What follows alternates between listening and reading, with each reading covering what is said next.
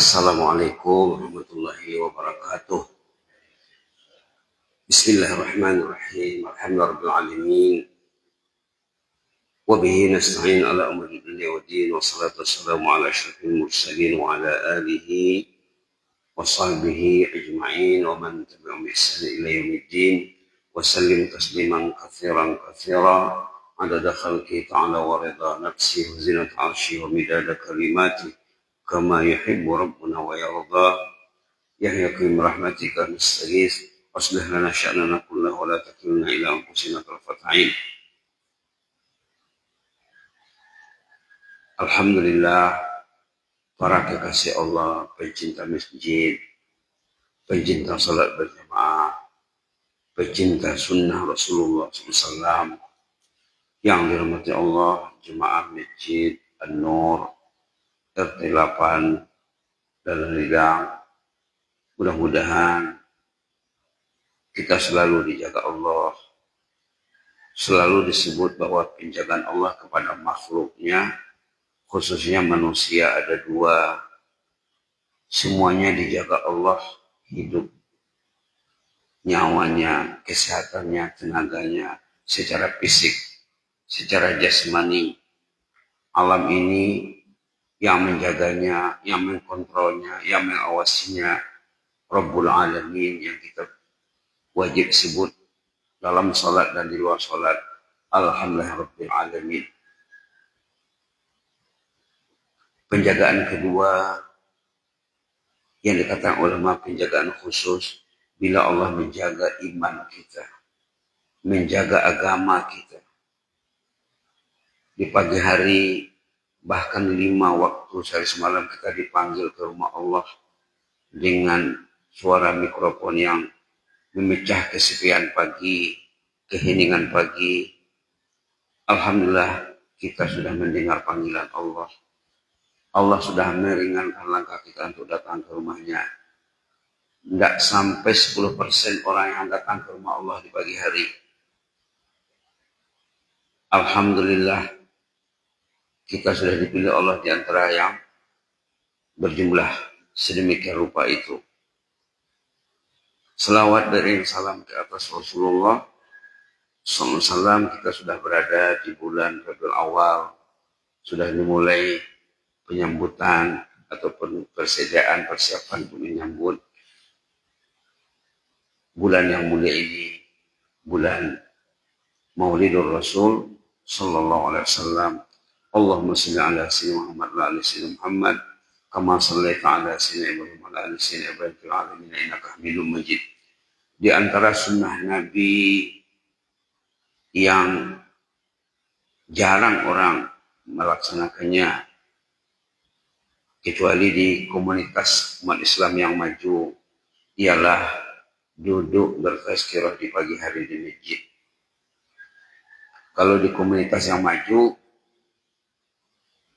subhanallah, macam di Pekanbaru saja ya, itu menunggu kamat zuhur orang bertazkirah di sana. Subuh itu memang riuh di sana. Setiap rumah Allah berisi tazkirah. Zuhur saja menunggu kamat orang bertazkirah di sana. Subhanallah. Kalau macam di negara tetangga Malaysia, begitu juga. Bahkan di komunitas yang maju ada lagi tazkirah duha namanya. Mereka datang sembahyang duha ke masjid, ke musala, sesudah itu mereka bertazkirah. Alhamdulillah, sudah sekian kali di pagi hari kita menyorot tentang kisah indah Umar bin Khattab radhiyallahu anhu bersama surah Ghafir. Bersama surah Ghafir. Tentang macam mana khalifah, kepala negara, pemimpin tertinggi negara, macam mana dia memperhatikan rakyatnya. Bahkan dalam satu ungkapan emas, Umar bin Khattab sudah pernah juga disebut di sini mengatakan, katanya, subhanallah, indahnya kata-kata ini ya, kalau ada anak kambing mati terlantar, mati sesat di Irak, di tebing Sungai Furat ataupun Efrat apa namanya, bahasanya Al-Furat. Kalau ada anak kambing sesat atau mati terlantar di tebing sungai di Irak yang dulu sampai wilayah kekuasaan Umar ke sana, kalau ada anak kambing yang terlantar di sana, katanya di sini dalam teks Arabnya, lau anna syatan halakat bi syattil furat la khasyitu an yas'alani Allah anha. Kalau ada anak kambing yang terlantar mati di tebing Sungai Furat, aku bimbang nanti Allah menanya aku nanti dari kemudian katanya. Karena dia sebagai kepala negara. Macam mana dengan orang yang tak ke masjid? Kambing saja difikirkan oleh Umar bin Khattab. Kambing yang sesat. Subhanallah. Ini pedoman untuk kita, pedoman untuk pemimpin umat Islam di mana saja berada. Dalam ungkapan lain, ada juga yang terkait dengan sholat berjamaah. Waktu Khalifah Umar jadi khalifah ya, jadi pemimpin tertinggi negara, dia bilang pernah mengirim instruksi memorandum instruksi kepada gubernur-gubernur di daerah. Subhanallah. Ada teksnya di sini. Inna min ahammi umurikum indi as-salah. Ini surat dia kepada gubernur di daerah. Yang penting bagi saya urusan itu salat. Nomor satunya salat. Faman hafidhaha hafidha dinah. Siapa yang menjaga salat, itulah yang akan menjaga agamanya. Bagi mereka dan dalam Quran dan hadis, menjaga salat itu bukan salat saja. Salat fardu berjemaah di rumah Allah tepat waktu, jangan telat, jangan masbuk. Zaman dulu kalau ada yang masbuk telat, sesudah salat itu akan didatangi tuh. Pak, kok masbuk tadi Pak? Orang dulu kalau dia masbuk, sesudah salat dia tanya jemaah. Kenapa tadi Pak? Subhanallah. Masbuk saja ya. Bermasalah. Apa kata Umar? Inna min ahami umurikum indi as-salah. Urusan kalian yang terpenting, ini kepada gubernurnya, salat. Faman hafidhaha hafidha dinah. Siapa yang menjaga salat dengan baik, agamanya akan terus dengan baik. Karena salat itu tiang agama. Salat juga dalam satu hadis miftahul jannah, kunci surga. Kalau salatnya asal-asal saja, macam mana nih membukanya nanti? As-salatu miftahul jannah, anak kunci surga. Dan kita sudah sering dengar perkara yang mulai ditanya nanti dari kemudian saat kita menghadap Allah adalah salat. Salat itu yang dinilai bukan jumlah rakaatnya, yang dinilai jumlah juga dan kualitas juga.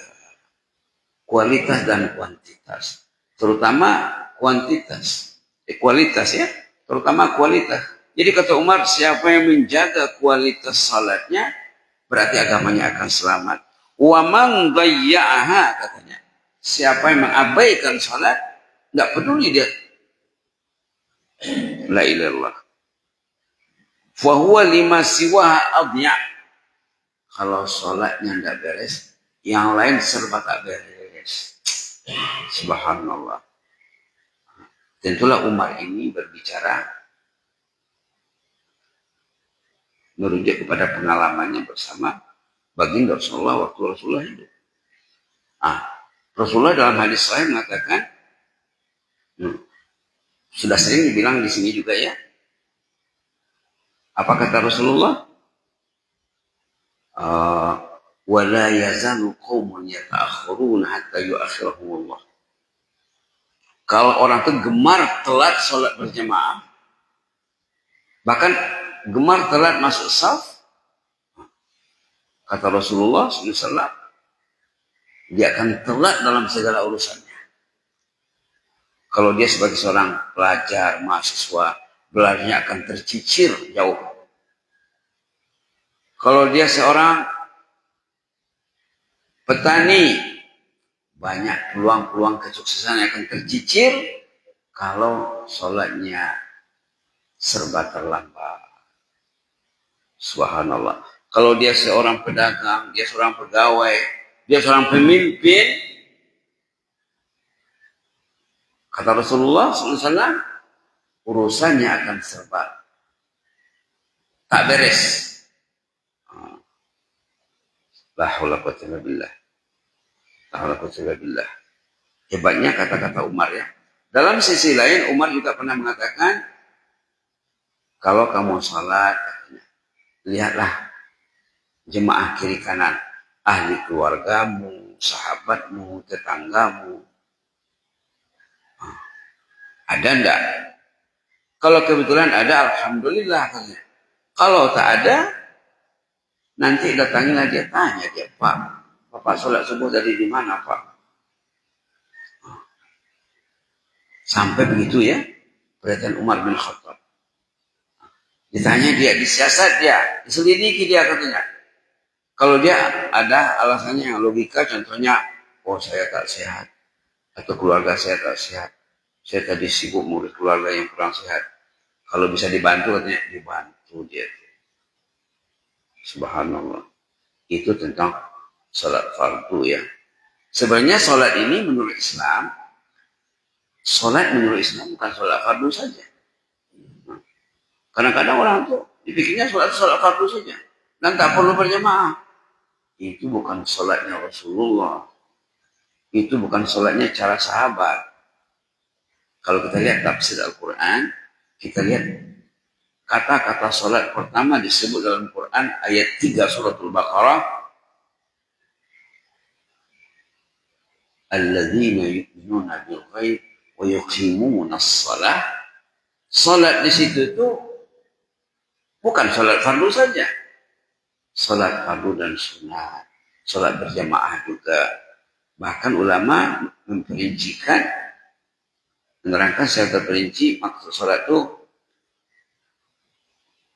termasuklah salat tahajud, salat duha. Subhanallah. Ada kisah seorang anak yang dijaga keluarganya dengan baik. Dari pandai belajar sholat, umur 7 tahun, tidak pernah tinggal sholat. Tidak pernah tinggal sholat berjamaah. Tidak pernah tinggal sholat tahajud. Karena ayah ibunya, kakeknya, neneknya, sholat tahajud seperti sembahyang fardu. Subhanallah. Tiba-tiba sakit ayahnya. Sakitnya koma. Berapa lama? 15 tahun koma. 15 tahun ayahnya terbaring di rumah sakit. Ekoran dari kecelakaan tunggal di jalan tol, di highway. Dibawalah ayahnya ke rumah sakit. 15 tahun terbaring di rumah sakit. Waktu ayahnya masuk rumah sakit, umur anaknya 2 tahun. Sekarang sudah 15 tahun. Berarti umur anak sudah 17 tahun. Pada satu malam dia bilang sama ibunya, Mak, malam ini saya ingin ke rumah sakit. Tidur di samping ayah. Saya akan berdoa kepada Allah. Saya akan sembahyang tahajud, sembahyang hajat. Saya akan baca Quran. Mudah-mudahan ayah bisa sembuh. Kata emaknya, kata ibunya, tidak usahlah nak. Dokter sudah pasrah. Sudah 15 tahun ayah terbaring di sana. Kita menunggu saat kepergian ayah saja itu ya nak. Emaknya macam pesimis sudah. Anaknya sangat optimis. Dicoba dulu mak.